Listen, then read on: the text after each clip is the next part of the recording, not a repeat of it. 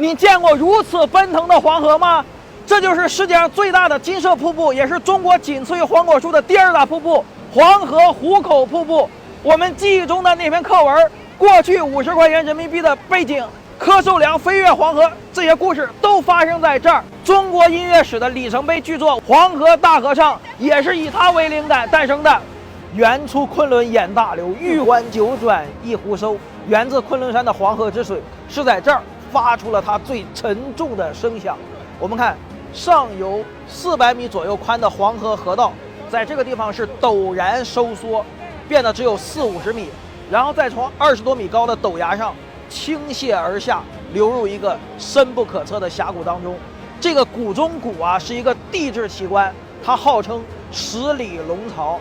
秋风卷起千层浪，晚日迎来万丈红。这个壶口瀑布的气势啊，你站到这儿才能感受。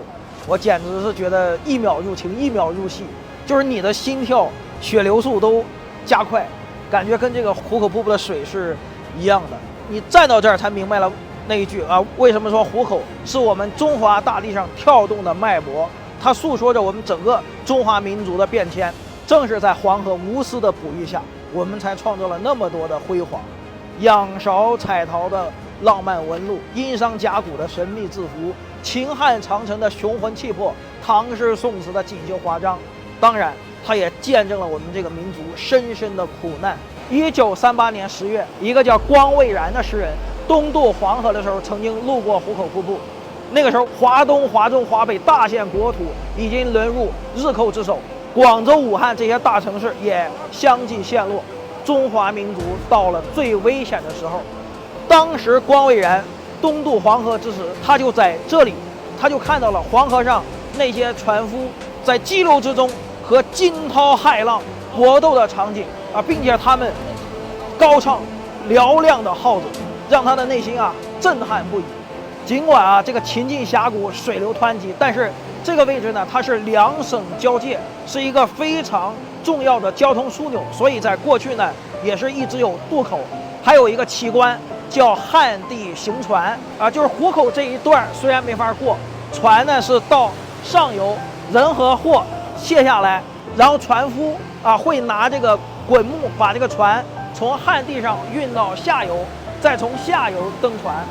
昨天呢，我也考察了这2个古渡口。陕西这边叫戈真滩，山西那边叫小船窝。光蔚然当年就是从这儿渡过的黄河。后来他曾经回忆说，那次渡河和观赏壶口瀑布的感受，让他产生了创作的形象灵感和激情的冲动。黄河的哺育，黄河的屈辱，黄河的怒吼，河的奔腾，人的情感，最终在他的大脑中一泻千里。他一气呵成，用5天时间完成了《黄河大合唱》全部8首歌词，400多行的诗句，在陕北沿岸窑洞昏暗的灯光下，他激动着向大家朗诵着他刚刚完成的长诗。朋友，你到过黄河吗？你渡过黄河吗？你还记得黄河上船夫拼着性命和惊涛骇浪搏战的情景吗？当时朗诵完之后，周围的人都十分感动。其中一个人更是上去直接抓住稿子，说：“我有把握谱好它。”这个人就是冼星海。在接下来6天6夜的时间里，冼星海完成了《黄河大合唱》全部的谱曲。这一年的他34岁。1939年4月13日，《黄河大合唱》在陕北工学大礼堂首演，取得巨大成功。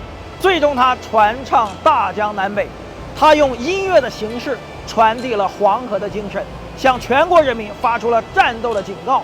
在中华民族面临亡国灭种危险的时候，这首以黄河壶口瀑布为灵感的大合唱，鼓舞人们拿起武器奔向前线，求得民族的独立和解放。